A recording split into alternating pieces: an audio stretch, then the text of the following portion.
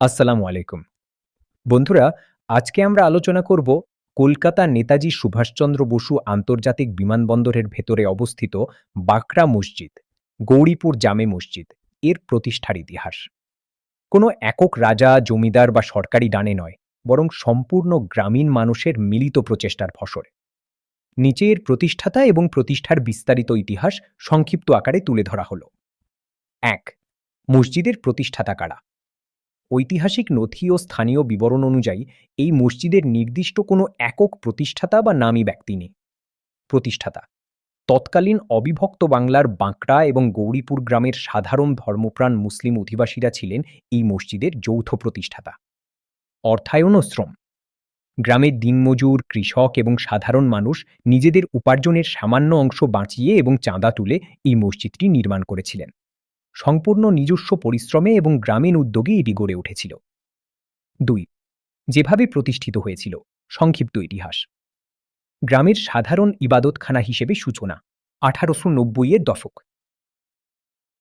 1890-এর দশকে বর্তমান বিমানবন্দর এলাকার চিত্রটা আজকের মতো ছিল না। তখন সেখানে বাঁকড়া এবং গৌরীপুর নামে শান্ত সবুজ দুটি গ্রাম ছিল। ওই গ্রামের মানুষদের নিয়মিত নামাজ আদায় ও ধর্মীয় আলোচনার জন্য একটি স্থায়ী মসজিদের প্রয়োজন হয়ে পড়ে। সেই তাগিদ থেকেই 1890 সালের দিকে গ্রামবাসীরা মিলিতভাবে এই পাকা মসজিদটি তৈরি করেন। ব্রিটিশ আমল ও বিমানবন্দরের আগমন, 1924। মসজিদটি প্রতিষ্ঠার প্রায় 34 বছর পর 1924 সালে ব্রিটিশ সরকার দমদমের রয়্যাল আর্টিলারি আর্মারির উত্তর প্রান্তে একটি ছোট অ্যারোড্রোম বা রানওয়ে তৈরি করে। প্রথম দিকে বিমানবন্দরটি আকারে ছোট থাকায় গ্রামের বসতি বা মসজিদের কোনো ক্ষতি হয়নি।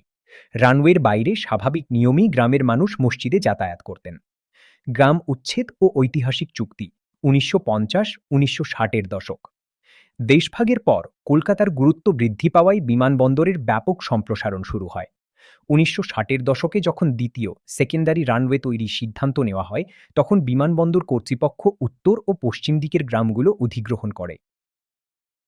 গ্রামবাসীদের জেসর রোডের ওপারে বর্তমান মাইকেলনগর ও মধ্যমগ্রাম এলাকায় পুনর্বাসন দেওয়া হয়। জমি ছাড়ার সময় গ্রামের মানুষ একটি আবেগঘন শর্ত বা চুক্তি রেখেছিলেন। আমাদের বাড়িঘর ভেঙে দেওয়া হলেও আমাদের বাপ ঠাকুরদার হাতে গড়া শতবর্ষী পবিত্র মসজিদটি যেন ভাঙা বা স্পর্শ করা না হয়।